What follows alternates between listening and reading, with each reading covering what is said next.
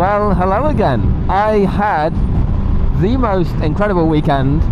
I went to Operation Market Harborough and I got to see amazing old tanks, military weapons, and everyone was dressed like period correct, and got to watch tanks driving around. I did get to sit on a really old German wartime motorbike, which is pretty cool, and I found a Harley-Davidson WLA from the war that was fully restored. I have photos of it.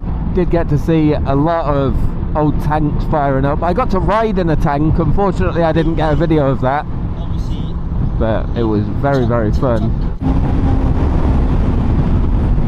And apparently there's a victory show, World War II victory show, at the end of this month, slightly closer to me, which I believe me and my girlfriend are going to, because she wants to buy more knives from the knife stall, and they don't have like an online shop. They only sell them at the events. I'm a bit bummed that I didn't get anything to take home from the event, but the memories were good enough for me.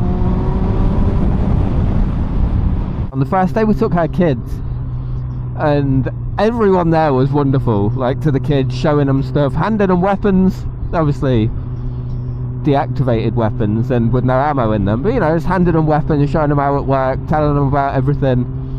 And then today is when an old guy sort of accosted me while I was looking at the motorbike that was there. He's like, "Do you want to sit on it?"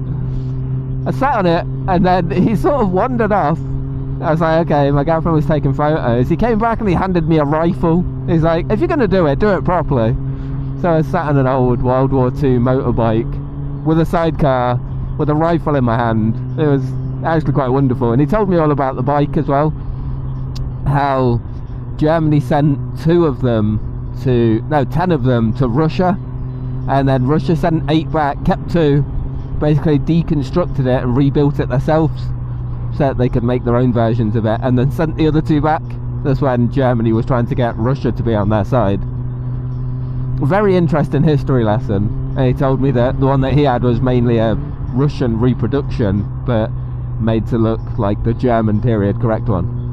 It was quite interesting if you're into that kind of thing. If not, then I understand you'd probably just eyes glazed over and you've ignored everything that I just said, and that's understandable. It's fine.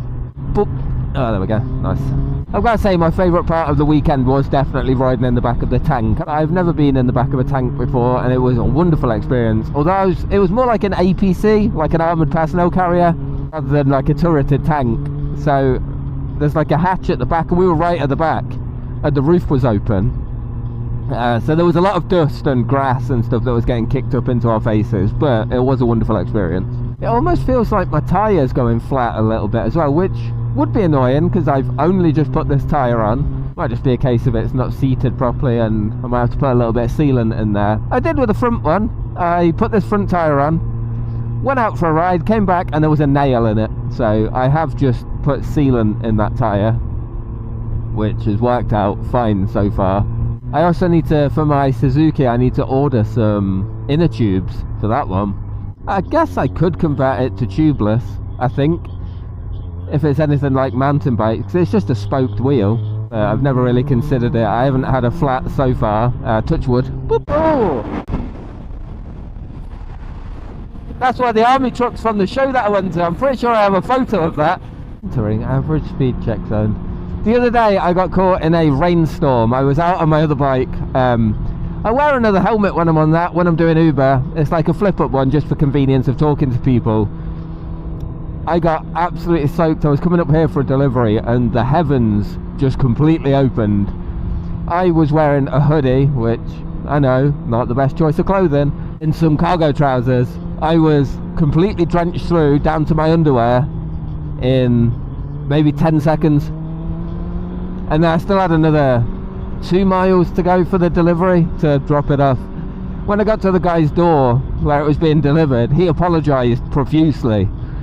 He was a really nice fella, but I was like, don't worry about it. Like, I understand there's risks of the weather when I'm doing Uber and whatever. But he just kept apologising.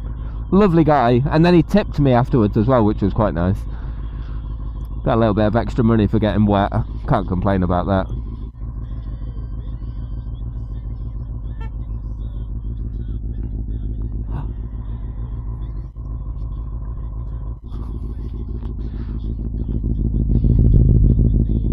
shit.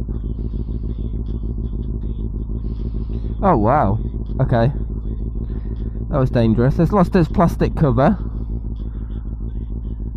Wow. Cool guy. I'm glad that he told me about that. That could have done some serious damage to my disc. If that got caught in my wheel, that would have killed me. I bet it was doing that down the dual carriageway as well. Damn. Next time, got to secure that a bit better. I've lost the plastic cover off of it, which is whatever.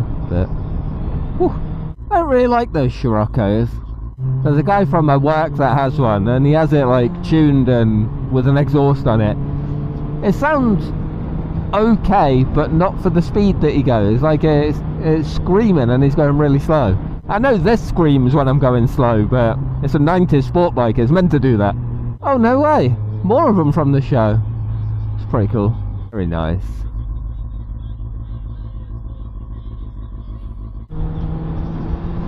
I didn't read that sign. Underpass closed, something, something, something.